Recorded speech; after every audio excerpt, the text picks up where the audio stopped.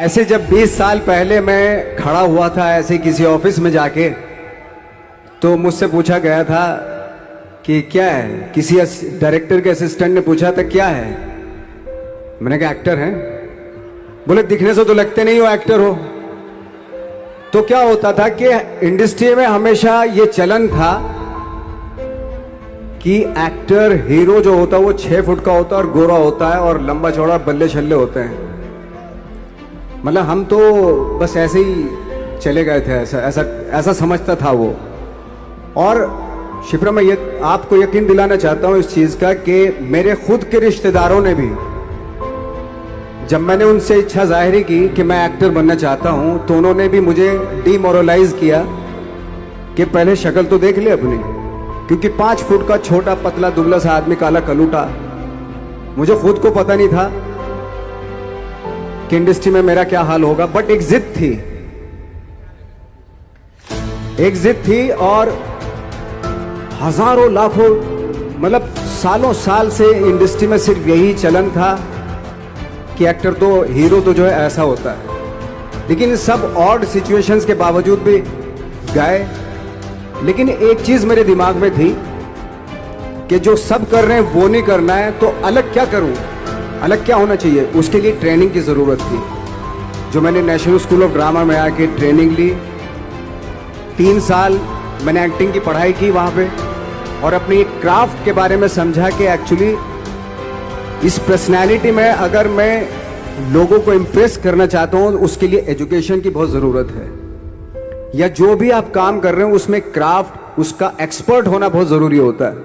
ऐसे ही हवा में नहीं कि जैसे पहले होता था, अरे यार तो बहुत खूबसूरत दिखता, फिल्मों में जाके काम करना शुरू कर दे, ऐसा नहीं। किसी चीज को बारीकी से जानना, उसके लिए ट्रेनिंग की, एक्सपर्ट्स की, एक्सपीरियंस की जरूरत होती है। तो मैंने ट्रेनिंग ली नेशनल स्कूल ऑफ ड्रामा से, और 2000 में मैं पहुंच गया मुंबई। मुंबई पहुंचने के बाद जब हम किसी ऑफिस में जाते थे, आई थिंक उससे पहले चलन नहीं था बिल्कुल भी। हम लोग गए, जैसे मैंने बताया कि ऑफिस में खड़े हो के, भाई हम एक्टर हैं, काम दोगे क्या। तो बोले पहले हुलिया तो देख अपना तू। तो ये हर बार सुनने के लिए मिलता था, और वो बात भी सही थी, क्योंकि उससे पहले कभी कोई आपने देखा नहीं होगा कोई इतना बड़ा, कोई इतनी सी पर्सनैलिटी का 5 फुट 6 इंच का आदमी, पतला दुबला सा, मरियल सा, कि कभी ये इस तरह के लोग एक्टर भी बन सकते हैं, हीरो भी बन सकते हैं, स्टार भी बन सकते हैं। ऐसा चलन था ही नहीं। मैं कॉन्फिडेंट था बिकॉज ऑफ माई ट्रेनिंग। मैंने ट्रेनिंग ली थी और अपनी क्राफ्ट के बारे में बहुत अच्छे से जानता था मैं, और उस चीज का सिर्फ कॉन्फिडेंस था मुझे कि आज नहीं तो कल, कल नहीं तो परसों, या 10 साल या 20 साल या 30 साल के बाद नंबर जरूर आएगा मेरा। मैंने कभी भी अपने को टारगेट नहीं दिया मैंने कि अगर 2 साल ट्राई करके देखता हूं, उसमें अगर हो गया तो ठीक है, वरना कोई दूसरा फील्ड अपना लूंगा। ऐसा कभी नहीं। जिस चीज का पैशन होता है, जज्बा होता है, अगर आप दिल से चाह लो ना, तो पूरी दुनिया झुक जाती है उसके ऊपर। उसको पूरा करने के लिए पूरी कायनात एक हो जाती है कि इस आदमी की जिद के लिए, इस आदमी की जिद के आगे झुकना पड़ेगा, और पूरी दुनिया झुकती है आपकी जिद के आगे। लेकिन आपको जिद्दी होना पड़ता है, आपको बहुत सारे सेक्रीफाइस भी करने पड़ते हैं, क्योंकि ये आपने चाहा है।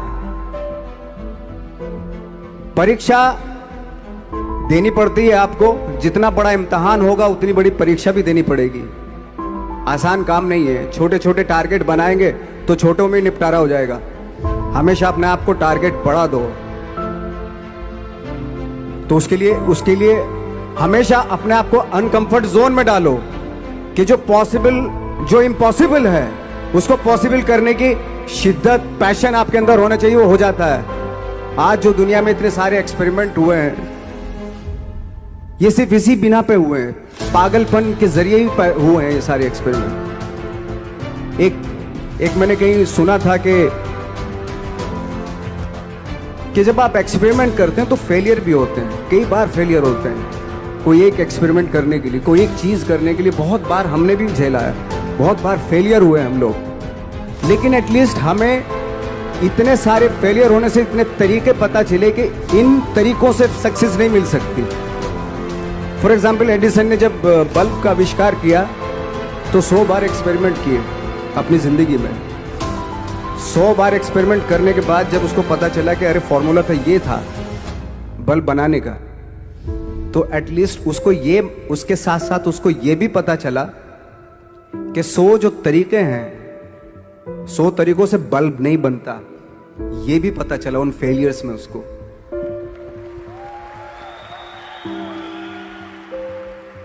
जब हम लोग मुंबई आए तो हमें मालूम था हमारे पास पर्सनैलिटी नहीं है, हमारे पास बैक नहीं है, या हमारे फादर दादा परदादा तो फिल्म इंडस्ट्री में है नहीं, हम ही हैं, तो हमें क्या करना चाहिए। इसलिए लोगों के बीच में घुसे रहते थे, आम लोगों के बीच में घुसे रहते थे, उनका एक्सपीरियंस सुनते थे, उनको ऑब्जर्व करते थे। तो आई थिंक मेरे पास 15 साल तक, 10-12 साल तक कोई काम नहीं था। जैसे आपने बताया कि बहुत ही 10-10 सेकंड के रोल करके घर में आके बैठ जाता, पूरे साल खाली बैठे रहते थे हम लोग। लेकिन एक चीज थी कि लोगों के बीच में रहते थे। लोगों के बीच में रहने से ये एहसास हुआ हमें कि तरह तरह के लोग हैं, लेकिन हमारी इंडस्ट्री में सिर्फ एक ही तरह की एक्टिंग होती है। हजारों करोड़ों लोग हैं इस दुनिया में, लेकिन एक्टिंग सिर्फ एक ही तरीके से होती है हमारे यहाँ। तो मुझे लगा यार, ये मैं तो ट्रेन भी हूँ, मुझसे अपनी आर्ट भी आती है, और हजारों लोगों को मैं ऑब्जर्व भी कर रहा हूँ। तो ये तो सबसे अच्छा सूत्र है, इससे तो मैं बहुत कुछ कर जाऊंगा। तो जब ये सूत्र पता चला मुझे कि अब मैं ये जो हजारों लोगों को मैंने ऑब्जर्व किया है, अब जब भी मुझे कोई रोल मिलेगा उन्हीं में से वो एक इंसान होगा। उसी में वो ठाकरे, बाड़ा साहब ठाकरे होंगे, उसी में मंटो होगा, उसी में गणेश गायतोंडे होगा, उसी में फैजल खान होगा, उसी में माजूमदार साहब होंगे। तो इस तरह के, ये कब हुआ? जब हमने लोगों को ऑब्जर्व करना शुरू किया, लोगों के बीच में रहे। मैं 15 साल के बाद जो मेरी लाइफ थी, जिसमें खाने तक को नहीं मिलता था, अब फॉर्चुनेट अपने आप को समझने लगा था कि थैंक गॉड कि मुझे ऐसे लोगों के बीच में मुझे रहने का मौका मिला। तो कभी भी आई थिंक मुझे लगता है कि कभी भी जब आप स्ट्रगल कर रहे होते हो ना, वो एक मौका होता है आपके पास, वो एक चांस होता है आपके पास कि कैसे उसमें आप अपना ऑब्जर्वेशन, एक्सपीरियंस, जब आपको काम मिलेगा वो उसमें लगाएंगे आप। तो मेरी लाइफ बहुत ही,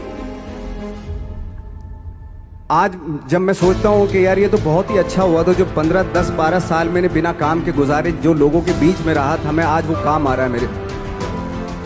जहाँ जरा सा कोई कैरेक्टर मिलता है तो आदमी इसलिए कनेक्ट करता है उनसे कि उनको लगता है कि यार ये तो मेरे पड़ोस का ही, आसपास का ही ये बंदा है, मैंने देखे हैं इस तरह के लोग। आई थिंक यही हमारी सबसे बड़ी जीत है एज एन एक्टर।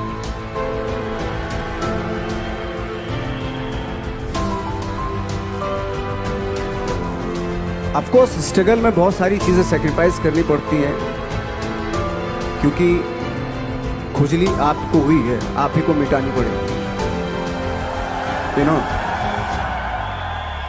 आप जो आप हैं वो आपने बनना चाहा था, और अगर डिसअपॉइंटमेंट आ रहे हैं तो आप तो कंप्लेन भी नहीं कर सकते, क्योंकि आप ही ने चाहा था ये बनना।